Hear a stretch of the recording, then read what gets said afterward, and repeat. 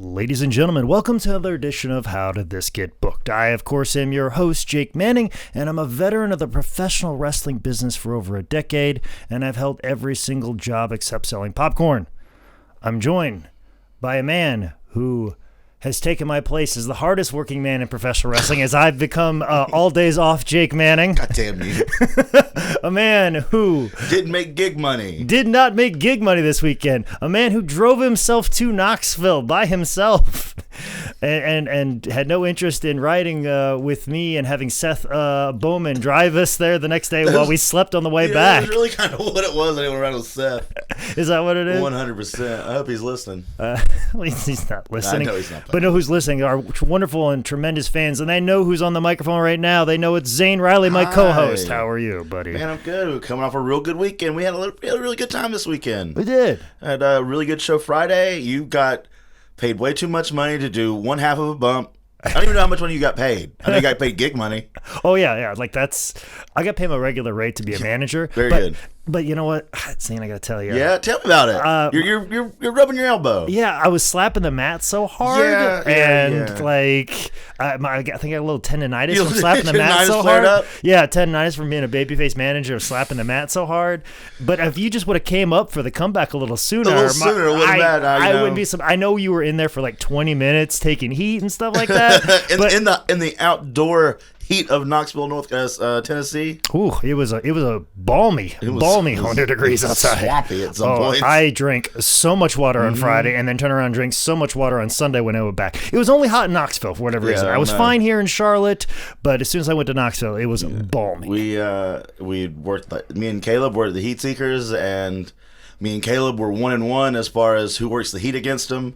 So me, hoping to use that reverse psychology, I just kind of go, I'll do the heat if you want me to, because then usually Caleb will go, or I'll do it, I don't care. And then I'll go, okay, yeah, you do it, because my comeback's better.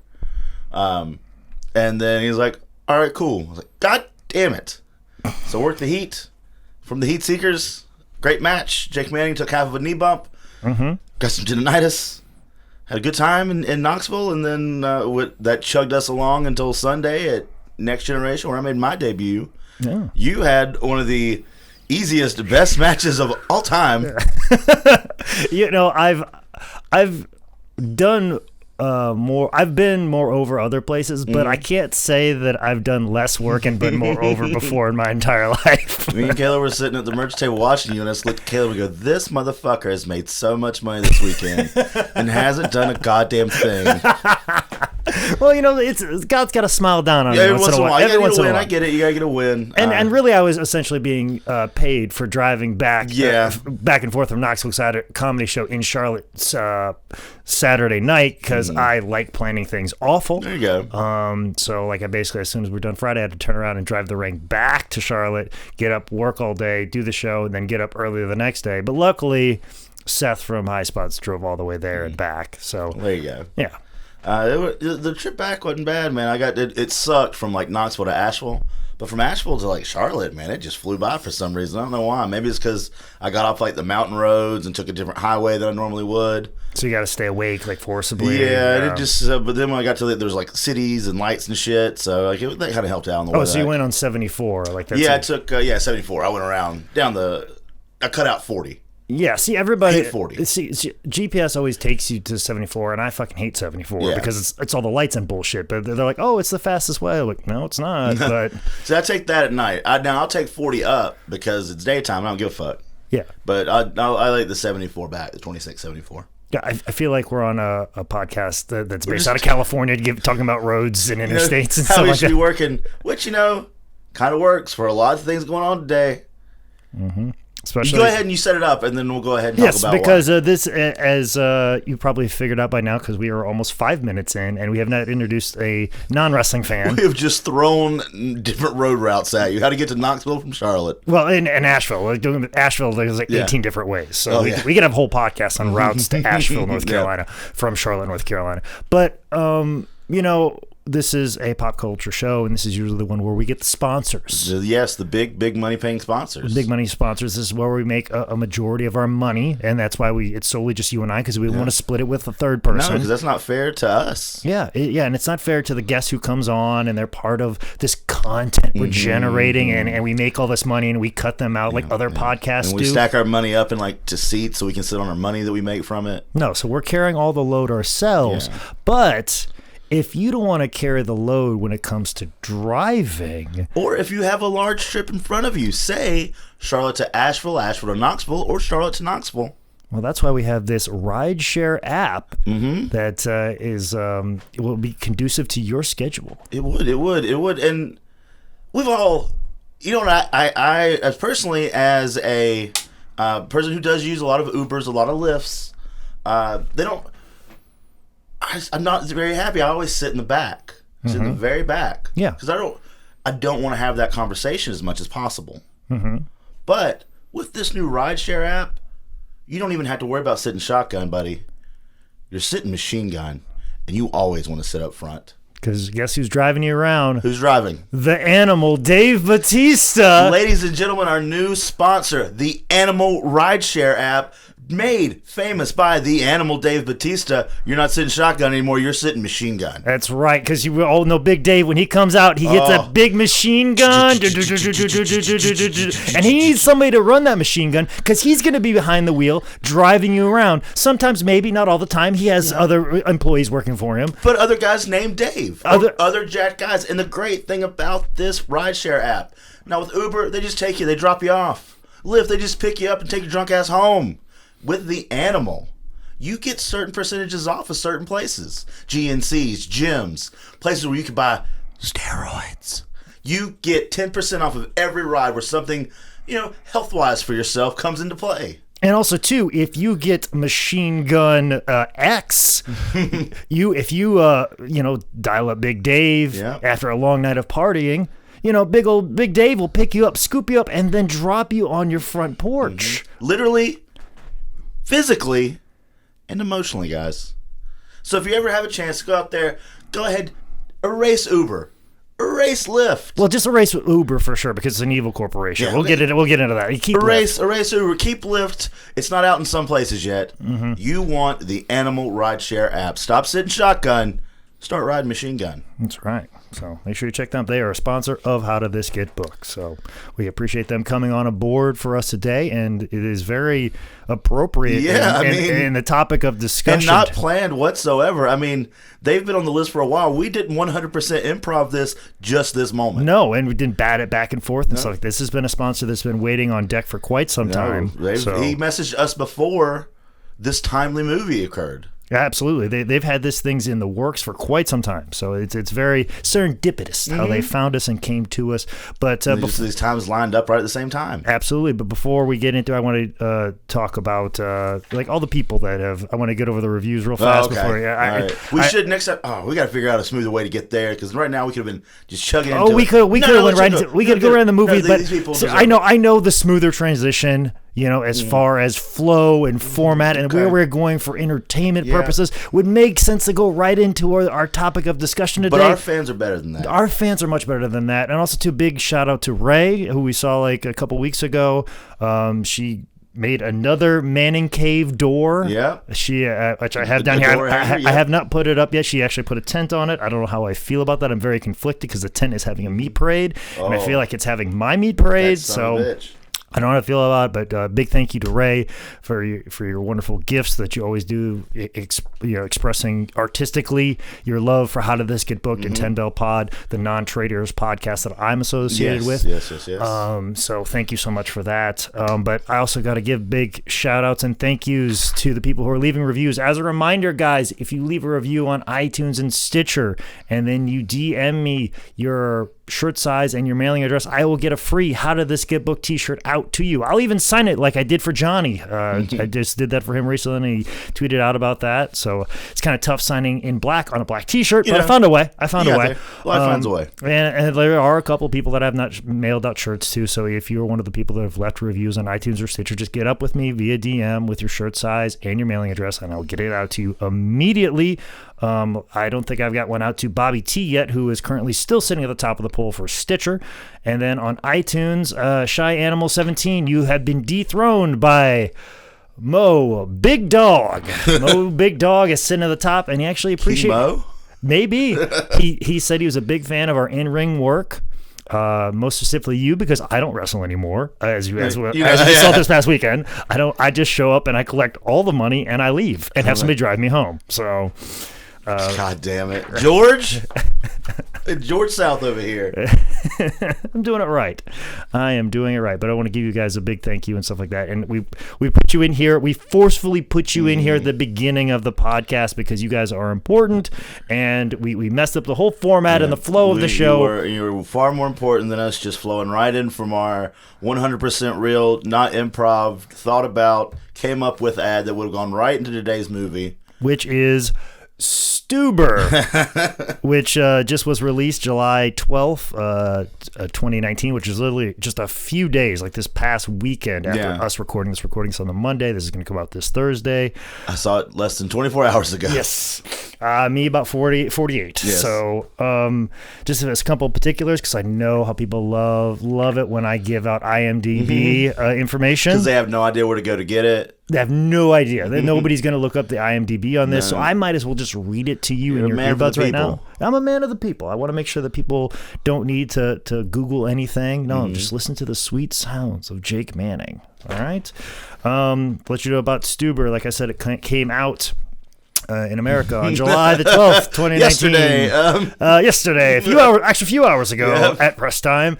It was filmed in Atlanta, Georgia, and LA, were the two filming locations. The tagline for the movie is 5-star driver becomes 5-star hero. Oh, okay. So, all right, so that's good. Dave Bautista is starring in this movie, and he plays Vic Manning. Gotta love that last name. Love it. That's going to be a central theme of this entire show, is how much I love Dave Bautista in this movie. Also, too, I love Kumail Nanjiani. He will be playing Stu in this movie. Also, too, Mira Sorvino will be playing Angie McHenry, who is Dave Bautista's... Still got it. God. Still bad bitch. Fucking cold as ice in this movie. We got a lot of, like, Paul Sorvino in this, as opposed to Mira Sorvino, Mighty Aphrodite. Romeo and Michelle came to play, motherfuckers. Oh, fuck yeah. This was like Goodfellas, Mira Sorvino. That's a movie we should make. It's an all-female cast of Goodfellas. Okay, yeah. And she could reprise a role of her father, Paul Sorvino. And then we'd have, what is her name? We'll wait. We'll figure it out. Yeah, we'll leave this dead air. She was one of the Ghostbusters. Bigger girl. She was also Jenny McCarthy is her last name. Melissa McCarthy. Melissa McCarthy. She could be Joe Pesci. Was he in that one? Yeah. I mean, they're kind of doing that right now with that new one, like that. Was it Widows? The Kitchen. The Kitchen with Tiffany Haddish. That should look badass. It kind of fucking did. I was waiting for... And Melissa McCarthy's in it. Yeah. Well, so I was I saw that trailer for that movie before this movie that we just watched, and I was waiting, like, okay, well, they're setting this up, this comedy trailer, to be super serious, and then all of a sudden we see Melissa McCarthy like fall downstairs or something. That shit didn't come. Yeah. Like the trailer just ended with no laughs. I'm like, oh, this is a serious goddamn movie. Melissa McCarthy hasn't cussed anybody out yet. Oh, yeah. Not in the way we want to hear. No, definitely not. Also in this movie is Natalie Morales, who plays Nicole. She also played Lucy from Parks and Rec. If you remember, she was Aziz Ansari's girlfriend in that. She was also in BoJack Horseman. I know that's popular with some people. I still haven't seen it yet. It's great. I have enough people telling me that it's great that I am such a contrarian that I stay away from it. That's why you don't want to watch it. That's why I don't want to watch it. So everybody message Jake, tell him how shitty BoJack Horseman is, so get on this goddamn train. Just so I can fucking watch it. Tijo is, can't pronounce his name, and I'm not even going to try, and I'm usually pretty good with Japanese names, but I only, if you listen to Temple Pod, I am the only saving grace when it comes to Japanese. When it comes to Japanese culture? Yeah, Japanese culture there. But he was in the movie The Raid and Raid 2, which is an amazing Japanese action movie, which probably explains all the parkour stuff. It's very similar to that. So if you like the opening sequence, go check out The Raid and Raid 2. Also in this movie, we have Karen Gillian, who plays Sarah, who I believe is Batista's partner in the beginning, and she is Nebula from Guardians of the Galaxy. Oh, wow. So Did not know that. we have the Guardians of the Galaxy teaming up in the intro of this movie. Also, too, Becca is played by Betty Gilpin from Glow. Yep. This whole fucking universe of this movie. Universe. There's a. This is why I do the IMDb portion. There's such a weird connection between all the movies and things we discuss on this podcast, and a weird connection through a lot of the people in this movie. Like I said, you have the Guardians of the Galaxy in this. We have the fact that Betty Gilpin, we've discussed Glow here on before. Also, too, Steve Howie, who plays Felix, who's one of the strippers in the strip club. He's from Shameless. Yes, he is. He's probably one of my favorite parts of this whole movie. Oh, yeah. He's one of my favorite parts of Shameless, for sure. Oh, yeah. And I like how he's been, like, always been the schlubby dad bod guy on there, and then all of a sudden, like, between one of the seasons of Shameless, he just got super fucking jacked. Insane. For no fucking reason. Like, he's trying to get that Chris Pratt, like, push in the business right now. Yep. And then, of course, Almo Cortez, he's also from Shameless as well. He plays a character in the later seasons. So, like I said, everything's connected in all these movies. Kamal's boss at the sporting goods store is in a Netflix series called American Vandal, where it's a mockumentary show about somebody spray painting dicks all over cars. He's in that. He's very funny in it, and I love him too in this. I thought the supporting cast was almost better than than Batista and Kamal. I felt like a lot of the jokes that were in this movie were like above average. Yeah. Oh yeah. Then like some of the comedies that I've seen as of late, like definitely more than Baywatch. I'll tell you that much. Like, but that's one of Dwayne's movies. Yeah, Dave was like, "Watch this, Dwayne." Oh yeah, like we'll get into my Dave Bautista. I've got it broken down in my notes. Okay. We're just getting through the IMDb page. All right. I just want to get through the last little bit here, which I want to let you know the director of this movie is Michael Dowser, I believe. And the only thing that I saw of note that he had directed before was The Goon. And this movie was written by Tripper Clancy. Also the Goon. Goon 2. I wish. Really not a whole lot that he did. And if this is his first outing, great job. Yep. Great crowd. You'll see a lot more about him. Him and Dave are going to be together forever now. I hope so. I dig everything about this. And, of course, this is famously the movie that has started the budding friendship between Dave Bautista and Kamel. So that's why you saw him it's because of this movie you saw Kamel Nanjiani on WrestleMania this year. So, you want to get into the topic of discussion and get into the movie?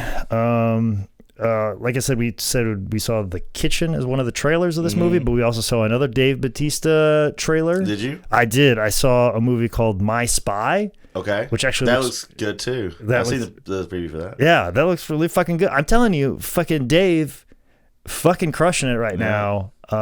He's got a third movie coming out too. Like he had like 3 going on at once. It's these 2 and another one.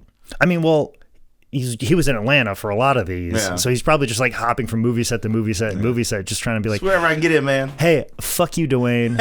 Hey, I got my gear if you guys need an actor in this movie. He's indie boy in it. Hey, or maybe he's just showing up saying, "Hey, I was booked," and like, "Oh, you were never booked," and like, "I'll try and get you in as a manager on this one." Still calls Michael. And, and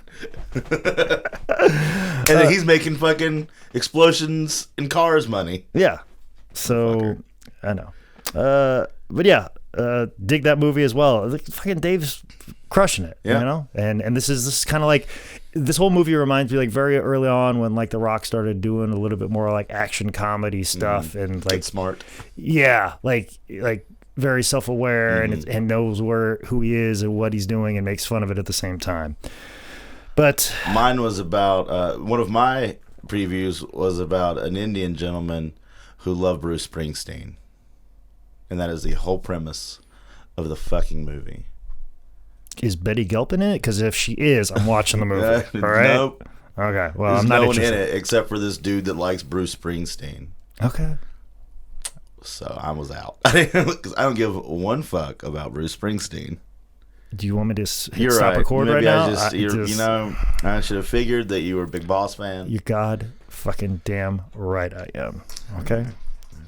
Let's go ahead. I'm surprised. I'm sorry you don't support the working man and working class music. I'm sorry. I don't. I don't, brother. Upper middle class, suck a dick. Man. That's my machine gun. Well, I bet old Dave wish he had a machine gun in his opening scene, but all he had was like the shittiest eyeglasses of all time as he's coming into... This part blew my mind as far as the fact that he had glasses doesn't cause any real repercussion to the situation. What do you mean? So, because I think it did. See, okay, let's talk about it. Let's talk about this singled out scene, and then I'll tell you why. Okay.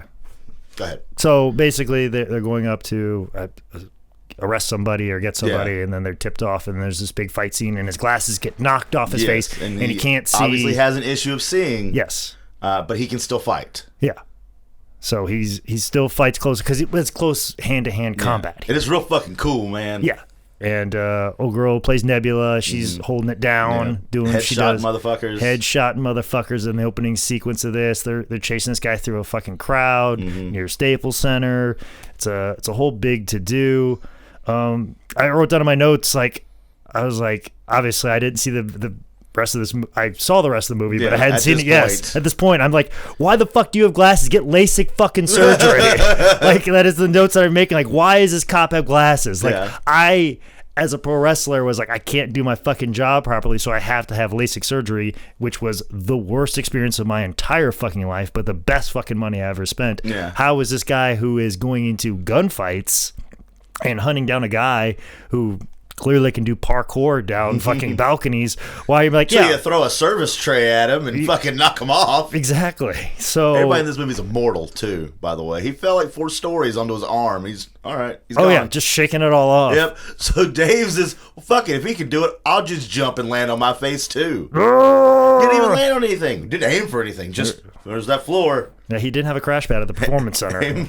Aim for the bushes. So yeah, so there's this fight, and he's still fighting, but like he can't really see. Yeah. But it levels the playing field essentially. So I think that's what we are to believe, that if old Dave could see properly, he would have handled the situation properly.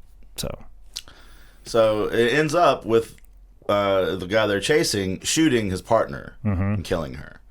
Now here's why I don't believe that it really was. It didn't add anything or take away from the scene. Now if they would have lost those glasses, and then he pulls the gun and is trying to shoot the brother, then accidentally shoots his own partner, then it becomes a catalyst for something. But he never attempted to shoot the guy, just tried to beat the fuck out of him. So I think the glasses thing, though it added a layer of its own, I don't really think that it was conducive to anything, and just kind of felt like, here, let's put this here so we can start off him needing LASIK. Yeah, but at the same time too, like, the reason he couldn't take a shot is because he knew he couldn't see. Yeah. So he could have probably dispensed with him earlier. Much like in the fight, he probably could dispense with him earlier. So there's all these. There are 2 opportunities where he clearly could have, because of glasses, it was an issue. Okay.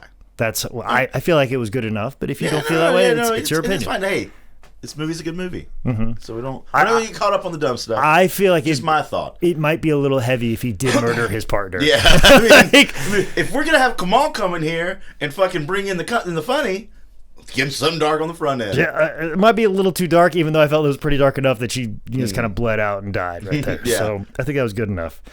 And like I said, we start with Kamel 6 months later. Driving Uber immediately after a shitty job, working at the sports store, which is important. Which I feel that this movie should be entitled "The New LA Story," because that's pretty much everybody I know who's living in LA is an Uber driver. Yeah. Because I know a bunch of comics that that's how they make money. So you gotta do what you gotta do. No wonder our traffic's so bad. Everybody's an Uber driver. Everybody's driving Uber. Maybe some of you guys would use each other's services. It wouldn't be so bad. If you guys just would sit and park or not drive around or wait in your apartment while you're waiting for a drive, there'd be less people on the road. Yeah. So, but don't let us tell you how to make your money. You just keep killing the earth. Well, I'm just saying, instead of you being an Uber driver, why don't you drive for the animal?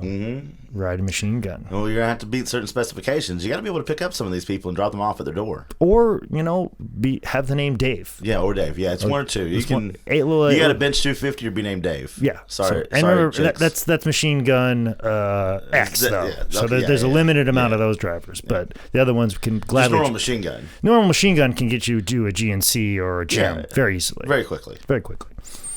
Sometimes they're all in the same little complex. Yeah, sometimes. Yeah. So Stu is obviously he gets on Instagram and he only has one person he's following, which is Becca. It was the love of his life. Love of his life. Liberty Bell from Glow. Liberty, and we get it. I understand. Hey. And always, Liberty Bell has problems with the men. She's got shit taste regardless of platform. Yeah, regardless of whatever era in Los Angeles she is living in, whether it be the 80s or 2019. Always bad taste in men. So they're supposed to open up a spin class place, and they have signed a lease on it, and that is where they're at. And it's clearly he's in the friend zone, and that is their relationship.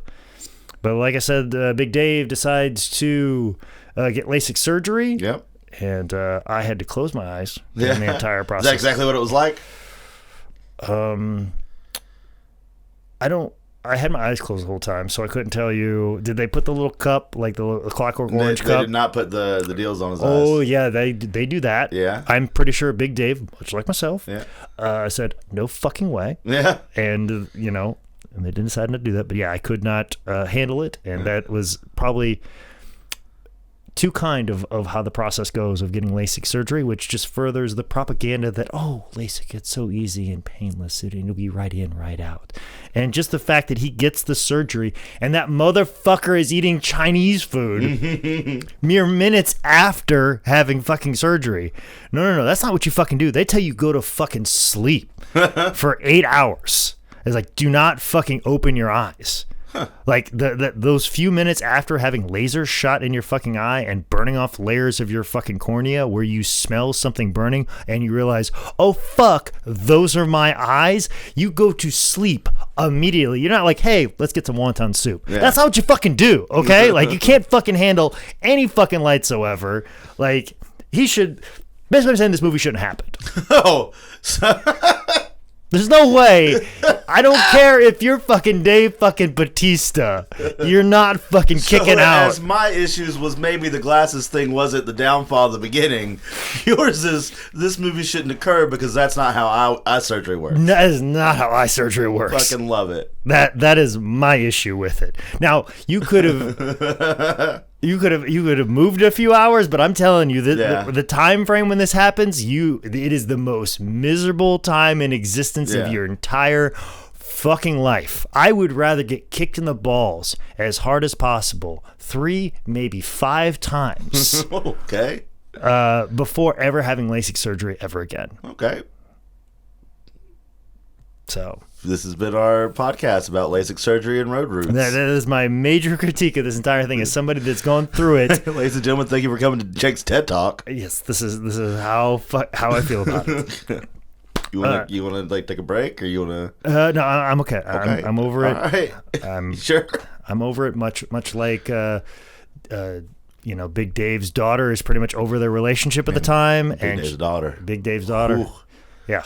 And she's an artist too. Yes, she is. That's great, and she, to the point that he can't drive, but she downloads Uber on his phone. Which the process of adding Uber to your phone, there's a few more steps to that as well. But I think there's a CAPTCHA you got to take care of. Yeah, there's a lot of steps you got to go through. There's a lot of steps of LASIK eye surgery. There's a lot of steps of joining Uber. I'm not saying that one is more evil than the other, but this brings up a point, and there's something else that happens right about here. They bring up 2 different situations that never come back to play and really have no importance. So, like, here she makes the password her birthday. Mm-hmm. And then she's like, oh, because you'll remember that. But that never comes back that he needs to know her birthday for anything.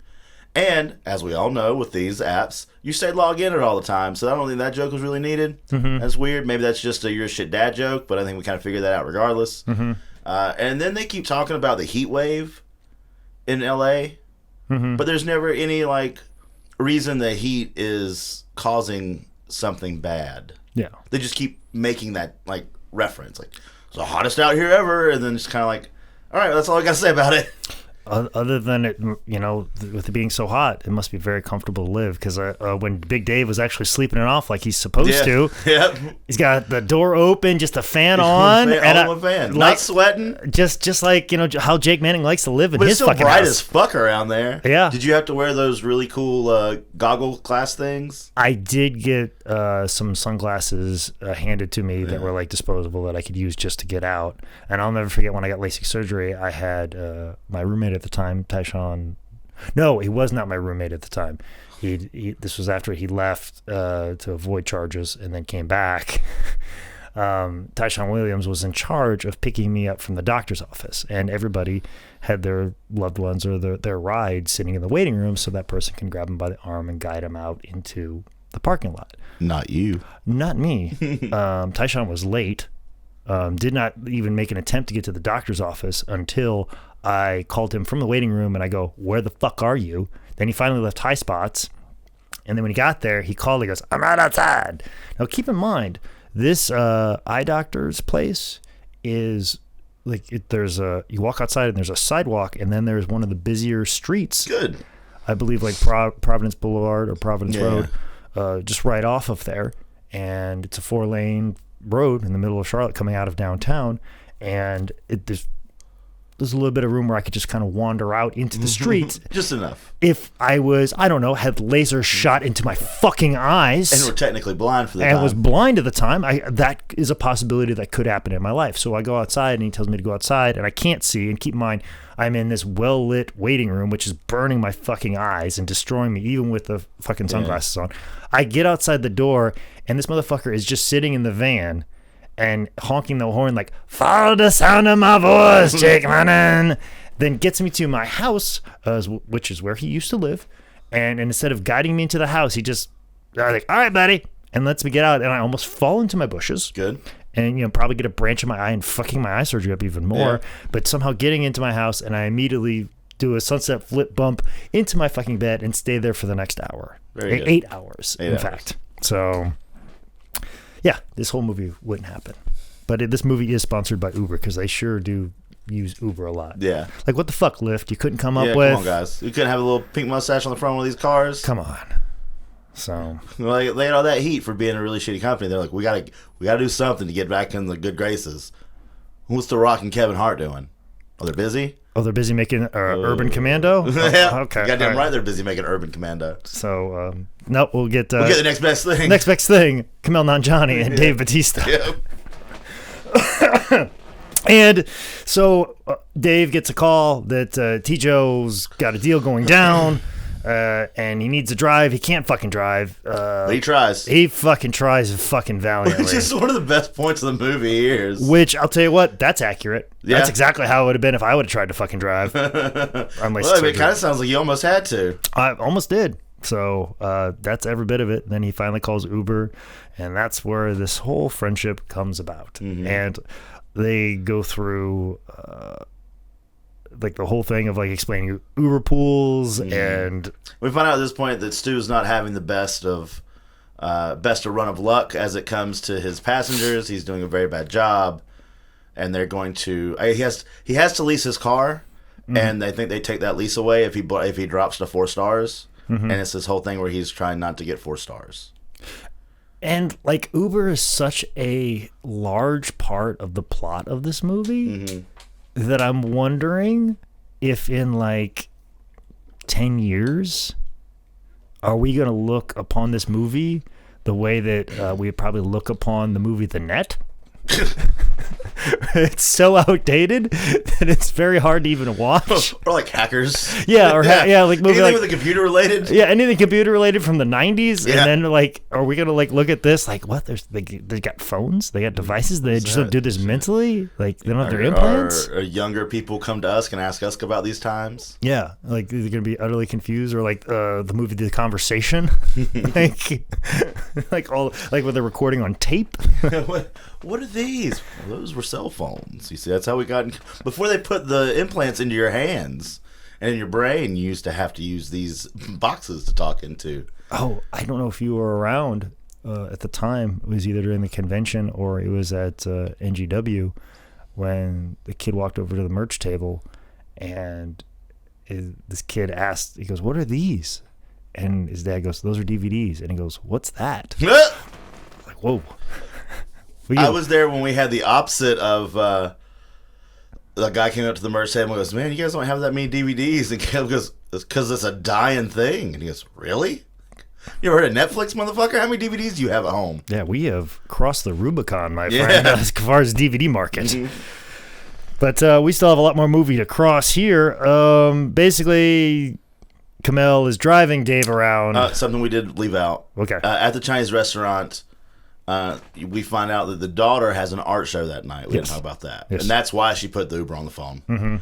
Because it was 2 hours away. It's going to take 2 hours to get him there. That's why we had she didn't enter any billing info. I know that much. Didn't. So where's that going? On the government? Yeah. On the taxpayers. So I don't know where that's going. I want to use her Uber app. Yeah, like what she thinks Uber is. Yeah. Has what's your promo code? Yeah, what promo code do you have? So while Kamel is dealing with all this, Stu gets a call from Becca, and I guess Byron has broken up with her, and she is down to fuck Stu again. Yeah, as we find out, Byron is her LA Lakers boyfriend, but he only played for like a couple seasons. One season, 16 to 17. As her boyfriend. There was another joke about. There's another thing I mentioned about him, where they put him on the spinsters pamphlet after she had told Kumal that he couldn't put him on there because it would run women away because no guys on it. Just want to put women. But then they put Byron James or whatever on there. Yeah. And Broken Heart, they're trying to fuck again. So he's trying to get to that, but he's got to deal with Douche Lundgren, which is a good one. It was very good. A couple good ones on him. A couple good ones. But then Big Dave discovers that his contact Leon has been murdered, but he takes his phone and calls up Amber Titties. And then does the most problematic black voice possible. Man. It gets real. There's points on here, even on Kamal's end, where I'm just like, man, it's kind of problematic on everybody's level. Like, his voice isn't on, but then, like, when he's given that whole, I've been here this whole time and I've been waiting for you to love me thing, I'm just like, well, I don't know. I don't think you can really kind of complain about that to women. That's not right. And then, like, I like how there was another issue, like, a white cop, and David, he's like, I'm not white. Yeah, and then we play the game of what are you? And he's like... and we never solved that. No, we never do. We never finished that game. Yeah. I guess we're going to have to wait for Stuber 2. Stuber 2. So, which I'm sure is coming, much like Ride Along 2. Yeah, of course. Or, yeah. Whatever Kevin Hart projects there are. Yeah. Kamel, you just basically... You're on the Kevin Hart track now. Exactly. You just hook up with a big, large wrestler and you do the buddy cop thing. There you go. So... But we get into that, and we get to Amber Titties, who is actually a house mom at a male strip club. Where we run into Kevin. Which I do like the role reversal. That, like... It was a dude strip club? It was a dude strip club, awesome. And then the males are being objectified a little bit. Like that's a little bit more fun. And then, like, the random characters that some of them are, like, Kevin's getting dressed to be, like, a powdered wig and frilly laced. Yeah. Englishman. But then there's like a mime in the background at one point. Yeah, but also too, like, just the fact of the objectification. And I think it's funnier. It's way funnier. Yeah. If this was in the 80s, it'd be a female strip club. And it's great to see, like, Dave walk in, and then, like, Kamal knows what's going on, and then like, Dave can't tell. And then, like, all the dudes at the bar are checking out Dave. Yeah, and the guy gives him $1. He's like, he gave me $1. And he just walks to the men's locker room and is like, man, there's a lot of security in here. Yeah, just completely oblivious. And then I like when Stu is talking to Becca on the phone again. And the largest black penis in the fucking world. The largest, blackest dick just comes swinging by in the background. Like... What was put on the audition tape? Yeah. Like, what was, like, hey, how big is your dick? Yeah, everybody get your dicks out, please. Dicks out, please. So, but that's all fair. Yeah, fucking right on. Right on. All for it. The house lady giving Kevin shit for eating the chicken sandwich and just, like, slaps it up in the air. Listen, that is very reminiscent of the voices that exist in my head when I eat food. Okay. Like, that whole conversation tracks. Like, that's what I hear when I walk up to some place to order food or stand in the grocery store in the, like, to-go meals at Harris Teeter. That is a conversation that I have with myself, and that's why sometimes I go to bed hungry. Jesus. So if you want to look, psychologists out there that are just trying to, if you want to look inside of my brain, Amber Titties is the voice that I hear when I go to the grocery store. Titties is French. So he gets information there. It turns out she's a part of the whole scam. Yeah. They go to Compton. Yeah. I don't know how LA is laid out enough to know how, because they go to like Ventura at one point. Yeah, like in Venice. I don't think LA works that way because of traffic. Yeah, I don't know how. If somebody could tell me, I mean, somebody that sees this movie, maybe get a map and then kind of put that together for me. I mean, we could tell you how to get to Asheville 18 different ways on this podcast, and we could go back to that conversation. Town are you on? Yeah, we could tell you. But yeah, I don't think any of this is possible. But I also feel that LA is as large as it takes to go from Charlotte to Knoxville. Yeah, pretty much. And it's about like when I saw the movie Baby Driver. I'm like, oh, we're going to have a car chase movie in Atlanta? How's that fucking possible? That's only like one big road and then a bunch of squares. Yeah, like, and then you got Peachtree Street, which is like a matrix that goes on forever in all different directions. There's supposed to be a Crystal Burger around here somewhere. We go to Compton to meet Elmo Cortez. Yes, and then Dave breaks in, and he's very upset about what they did to that dog. Yeah, they put a bunch of drug, I don't know, heroin. Yeah. Put a bunch of heroin in a bag and make this big, beautiful pit bull eat it. Oh, beautiful little boy right there. He's a good boy. Such a good boy. Yeah, good boy. Come here, little puppers. Oh, he'd show his belly real fast. Yeah, he's such a lovable boy. And Dave's having none of it. Puts Cortez in the car. Kamal shoots him. They give Kamal a little gun, a little pea shooter. The guy kicks out his window, which is where he starts bringing up the whole fact that it's a lease. And then he shoots that guy in the leg. Yeah. So, and then it gets very revealed that Kamel's just trying to get a 5-star review out of this whole thing. He's going a really long way to do it. Yeah. I didn't realize that one 5-star review pulls you up from multiple 1-star reviews, which he's gotten already. At one point, he shows the breakdown of what was his 4s and like his numbers. And he's got a ton of 5s. Yeah. Like, he can get a 5 real easily. Like, he's taken a couple hits with some 1s. Yeah. For sure. But like if he's got enough that it averages out that he's going to be like a 4.6, then fuck this shit. It ain't worth my fucking time. Like a 5 should not be that valuable. Like he should have a much larger sample size that this is not an issue. But then this movie doesn't happen. But then we got to discuss the whole logistics of having LASIK eye surgery in a day. And that we don't want to have that conversation again. So anyways, Cortez gets shot. They go to the animal hospital. Because that is a doctor that Dave knows. Yes. And then they are followed after a very interesting torture scene where Kamel gets Cortez's Twitter account and starts tweeting stuff about the head drug guy and Ryan Gosling. So playing upon that, I think that was rather good. And then we get to that point, and then these men show up, and I believe one of them is one of the villains from Walking Dead. Okay. One of the guys at first I thought was Darren Young. Yeah. I was like, that's cool. And then I realized soon thereafter it wasn't Darren Young. No. It's definitely not. Look at the IMDb page. I checked. As you've read. As I've checked. As you know. Though would have been nice in our little world of wrestlers in this movie. Absolutely. But yeah, I think it was one of the shittier guys from Saviors. Was the lead guy, the redheaded with the long hair. I think it's the same guy. He was a real douchebag, and a lot of people in the Walking Dead fandom didn't like him. Gotcha. So he was perfect to play a douchebag here. They have a big shootout. Dave can't fucking see, but he can hear. Oddly enough, he's really great at shooting things he can hear. And that's never set up nor pays off again. Listen, all right, cool. I'll roll with Big Dave. Whatever you want, Dave. People will roll with less with fucking Dwayne's movies. Right. So Dwayne, don't even get me started. So, they take out the lights to even the playing field, but it's bright outside. So you're not gonna make it any darker. No. So, and then it doesn't even fall upon taking out the lights. It falls upon the sound at this point. So like the taking out the lights thing is moot after the first throw. Yeah. So they figure that out. They get the burner phone, and they come to find out the other person on the other end of that burner phone. Go ahead. I'll come back to it.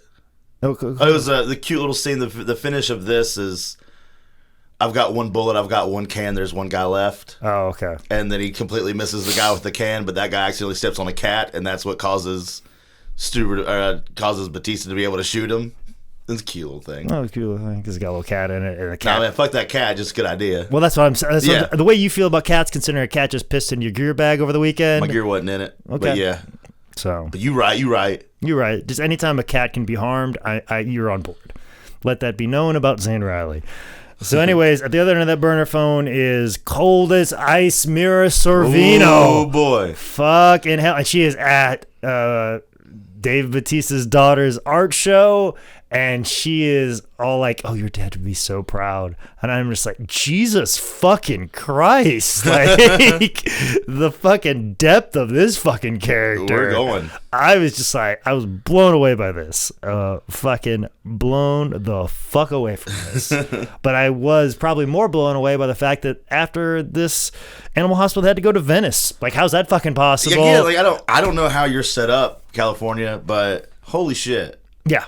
I don't know how all this is possible, but Dave shows up to his daughter's art show just to protect her because it was mentioned that his daughter with the bad guy showing up at the animal hospital, he's doing every precaution he can, looking around for any issues, anybody lurking around that could harm his daughter, even breaks a window so that way there's more police in the area, which is super fucking smart. Yeah, no I fucking dig that. That's a good fucking call, Big Dave.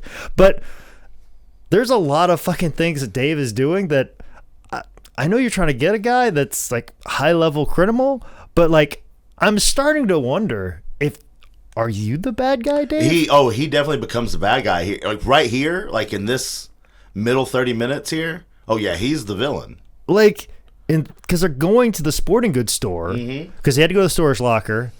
And he didn't have enough. He didn't have enough bullets, but then they needed to go to the sporting goods store, and he just starts loading shit up in a sporting goods store, and then they proceed to have a fight. That was pretty entertaining. Very good. But the whole time, being a man that works in retail, I'm like, what the fuck, guys? How much fuck? You're causing thousands of dollars of damage. You are supposed to be a police officer here, David. What? Because I see everything just fucked up. I'm like, I'm starting to wonder if the amount of stuff that you are fucking up, Dave, is not equivalent to the amount of damage that T-Joe is committing. Yeah. Who would probably have gotten picked up soon anyway off some random traffic stop, like most fucking drug dealers and violent criminals tend to do, as far as all the first 48s that I watch, just randomly get picked up for rolling through a stop sign. Or the feds would get him a couple years later on tax evasion or something along those lines. Something real stupid. But like the level of destruction that you are laying forth in this movie, I have to question if you're a good guy. Are you still in on this? Like, are you the mole? Yeah, are you the mole? Because it seems like I'm going to fuck everything up until I get to T-Joe, which I don't know what your motivation is. You're not the mole, but you're definitely the hurricane right now. Oh, yeah. Like, it's like stopping an armed robbery with a hurricane. Yeah. What the fuck? So we get guns, we get the fight. Then the boss comes in, who's been a big piece of shit the whole movie. Kamal basically tells him to go fuck himself. He quits, and then he admits to him that he's his best friend. Yeah, which okay. It was like if you've seen the American Vandal, and to see his character there and how he basically like he's done one or two other things. And he plays basically the same stupid character in every single thing he does. Like he's very typecast. I just love him in this part. It just worked out so well. And then the Bosley joke that they make that they brought back here. This is real good too. Also, like Kamel's comment in the middle of a fight where they're going back and forth on who they are, like what a real man is. You know, talking about you're a good cop, but you're a shitty father. Also, he yells out, "The future is female." Yeah, and fucking him up. I will say this though: the people in the theater probably reacted to this scene the most. Like this fight scene, like people like the commoners. Oh yeah. Like everybody that I watched the movie with really enjoyed this scene. Yeah, no, this was everybody that I watched. There was maybe like not 10 people in there, but everybody was super into it for the most part. Like they laughed at all the cues. They got the cringe jokes and everything, and everybody was pretty very positive in it. Yeah, and I think we're heading into a positive note and character development. Kamel has this long speech that, if you need help, you need to call for help. You don't be overwhelmed. And then he ends up calling for help. And it turns out to be the wrong fucking thing, which just reaffirms cold as ice what I fucking say. Like, don't get anybody. Like when Zane Riley sees a very stressed out Jake Manning, and he goes, "Do you need any help?" And I tell you, "Fuck off." Like, all right. This movie just reaffirms that. I'm just waiting for you to say yes, I do, so I can shoot you. Exactly. This is the longest play we've ever had ever, and I've never accepted it. Our friendship is only based on me still trying to kill you. Listen, the basis of my whole working relationship at highspots.com is the fact that I have stayed just above my boss.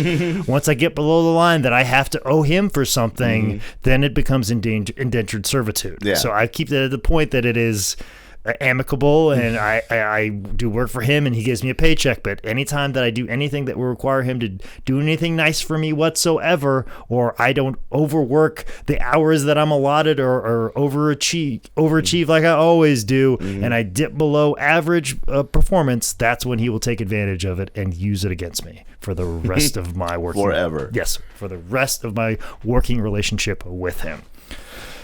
But we are almost through our relationship with Big Dave and Stu, Which this is where I don't know why I didn't put it together when they first made the reference, and I didn't put it together at any point until right now. Why it's called Stuber.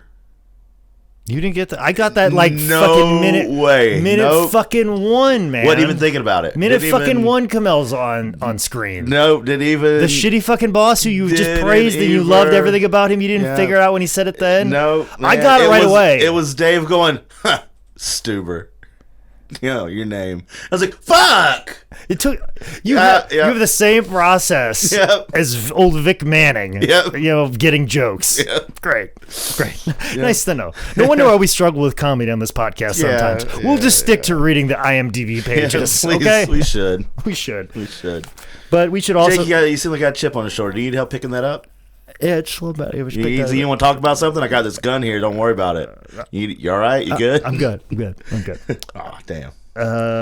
But who's not good in this moment in time is old Big Dave. He's getting cornered. There is no backup, but luckily Stu recognizes it. And then proceeds to plow Mira Sorvino with a fucking car. Yup. Fuck it. And she takes it like a fucking champ. Yeah, she does. Fucking takes it like a goddamn champ. Eats it. Just fucking braces it, taking it better than Liger took your pounce. Yep. I'm gonna start pouncing Mira Sorvino. Yeah, she'll bounce off the fucking ropes for you. Like, come on, pussy. Yeah. That's the way that was Mae Young told Bully Ray. Yeah. And all you got, pussy. So we get the whole callback to Styx, Come Sail Away. Yeah. You had me pegged right away. Yeah. Fuck yeah. They do a big runaway. The electric car runs out. He can see now. Yes, he can see now. His sight has come back. But then they go in. They flip the car, goes out. The car is fucking totaled. They run into a sriracha plant, and then he immediately gets blinded by sriracha. Yeah. Just go back. Just don't make him not blind yet. Well, because you had to have that good shootout scene. Okay. Which the best death in this whole thing was him wanting to do the Jaws thing. So he throws a propane canister and just explodes. It just hit. No, it crushes the guy in the face first, and just kills the guy, and then just also happens to explode. But him just doing it'll shoot it, it'll explode. That's not how it works. And he does it, and it just kills the man. Fuck. That was the point of, oh shit, sorry. Yep. That old chase scene was good. Yeah. And then the hunt down, and then the flip, and then sriracha blind. Which, by the way, if you just had LASIK eye surgery and you got sriracha in your eye, you're looking for an infection. Yeah, I'm just saying. That's what they don't really tell you is the infectious things that come from this. And we're getting close to the end. Yeah, they get outside. They start to. We have the you see it in the previews. The over the intercom part. Yeah. Yeah, there's a lot of things from the previews that was in this last part. Yeah, I was thinking like the last the climax of the last fight is in it, basically. Yeah, the throwing of the gun and then hits Stu in the which head. Is great. Great. Shot well comedically. The beats are right fucking there. It flowed like they music. bring up one more like fuck yeah Uber moment with the calling of all the Ubers. Mm-hmm.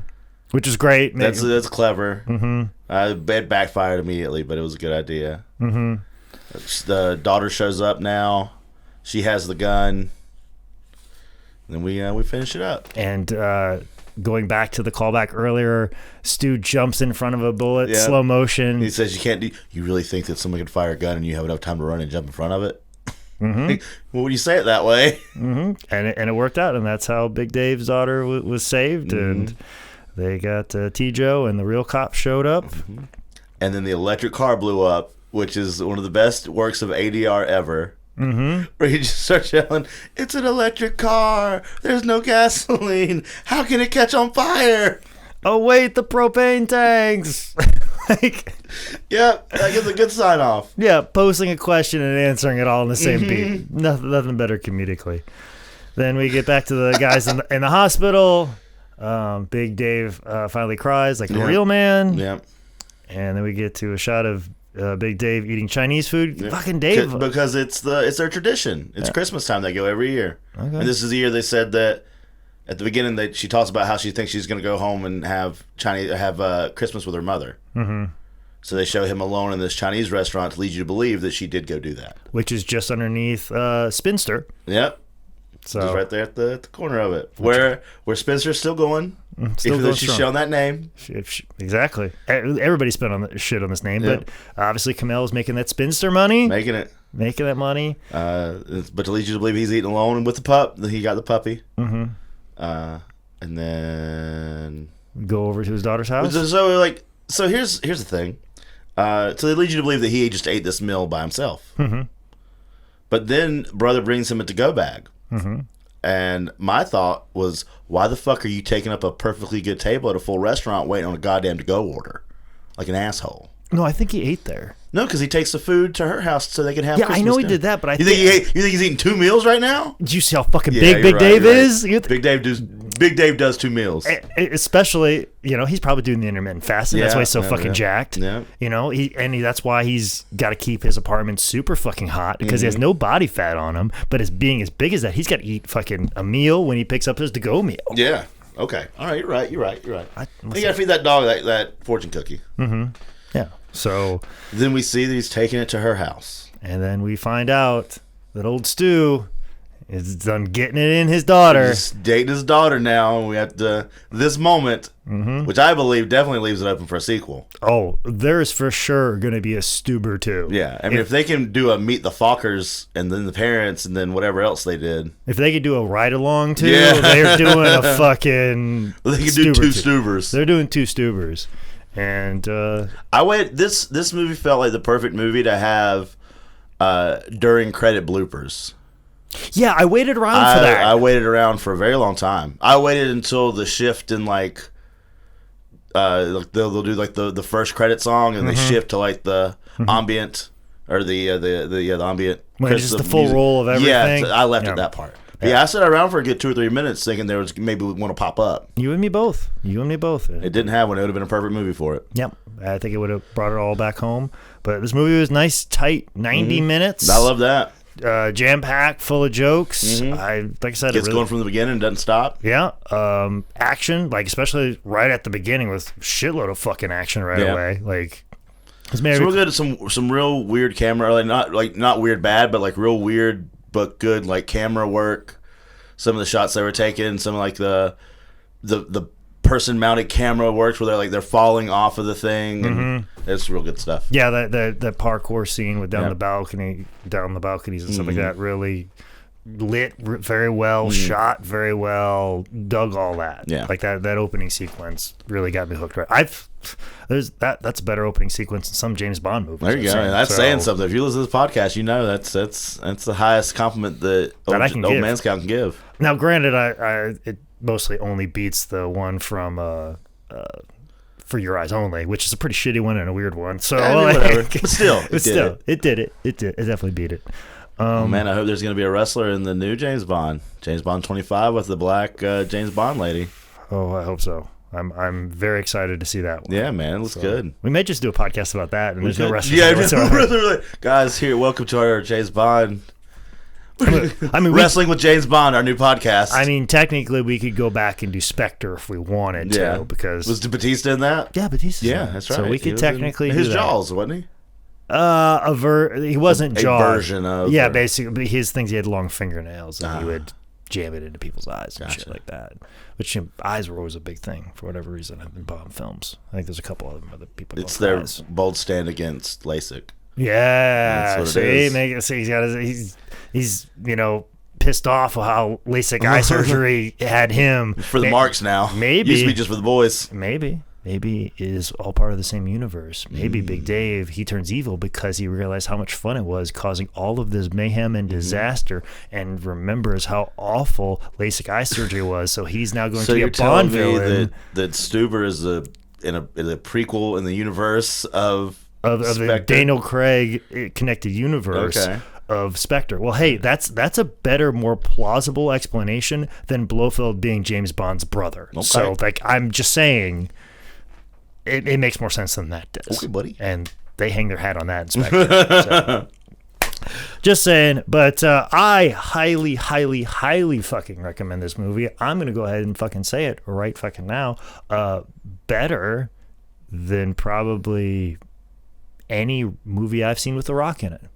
I'm going to hitch my horse to old Big Dave Bautista. I enjoy him in Guardians in the Galaxy. This is a big step forward, I think, in his acting career, and I think he does a tremendous job, and I happen to think that his movies are going to get better, his comedic timing is going to get better, his screen presence, his acting ability, and I do feel like The Rock is better at that right now, but I feel like The Rock has quite a bit of a head start. But if Big Dave... Watch your back, Dave. Watch your back, Dwayne. If Dave's gonna knock out 3 movies in a fucking year, he's gonna catch up real goddamn fast, and I fucking dig him. Yeah, I dig him. I dig him on Twitter. I dig his fucking stances in life.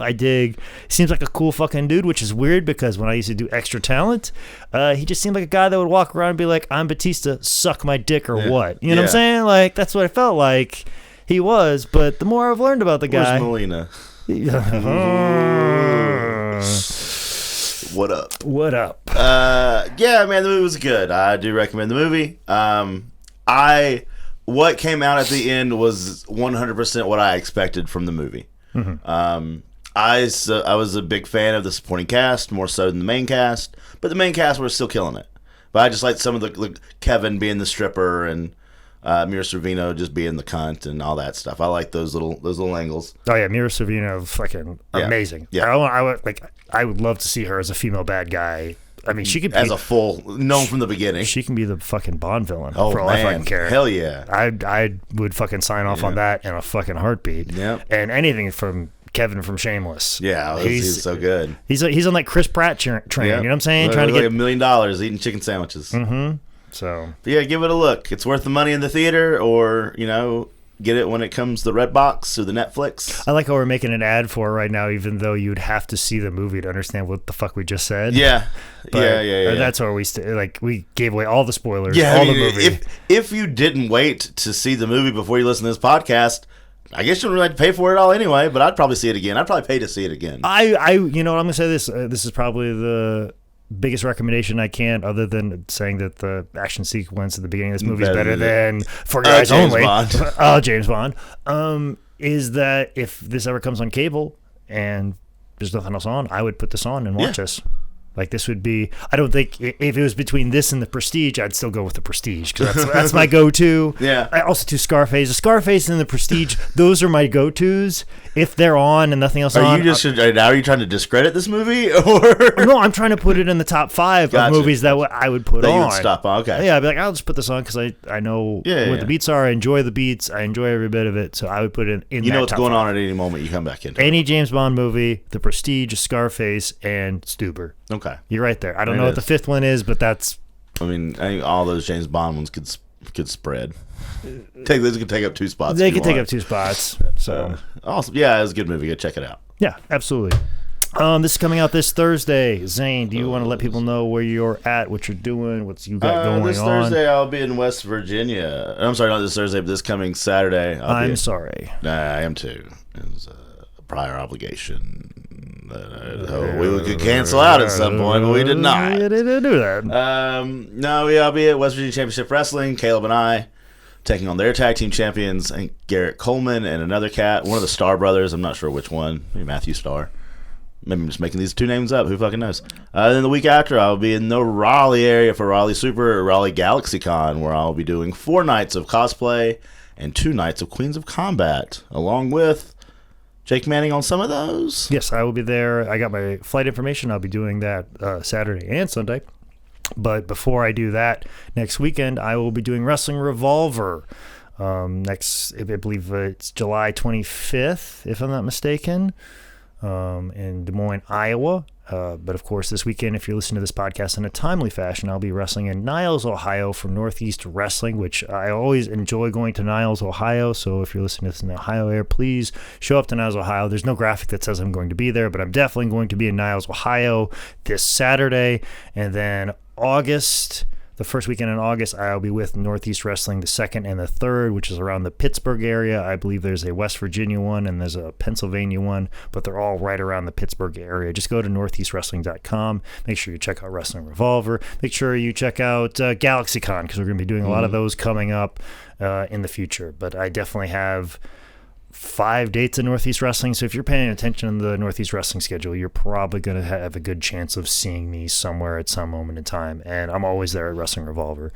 So yeah, that's kind of where I'm at. I also have a bunch of local shows, and that's just very easy to follow me on that. You just got to follow me on Twitter, but also too, if you want to holler at me about this movie, about this podcast, about previous podcasts, about anything in the archives, also requests, we'll take that. We're going to discuss here in a few minutes about what we're going to do next, and I'm going to take a request from somebody on Twitter for our next one, and we're going to discuss that here a little bit off mic. But if you want to talk to me on social media about what you want us to do or talk about in the future, you can at me at ManScoutManning on Twitter or at Instagram. I will receive my DMs. Also too, if you left any reviews on iTunes and Stitcher, please give me your shirt size and your mailing address. I'll get them out to you. But also too, if you want to email me any requests or corrections or something or thoughts or anything whatsoever, feel free to email me at manscoutmanning@yahoo.com. Also too, make sure you log on to howdidthisgetbooked.com.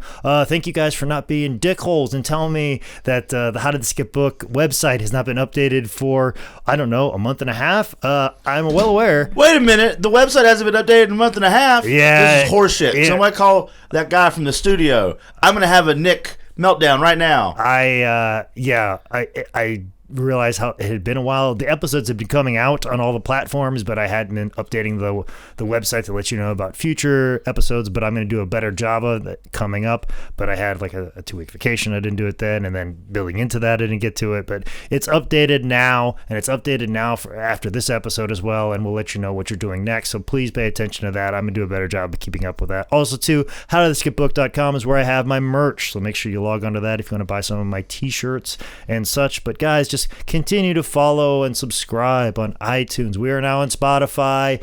Like I said, open invitation for anybody listening on Spotify that used to listen on Stitcher or iTunes, especially since apparently iTunes is going away.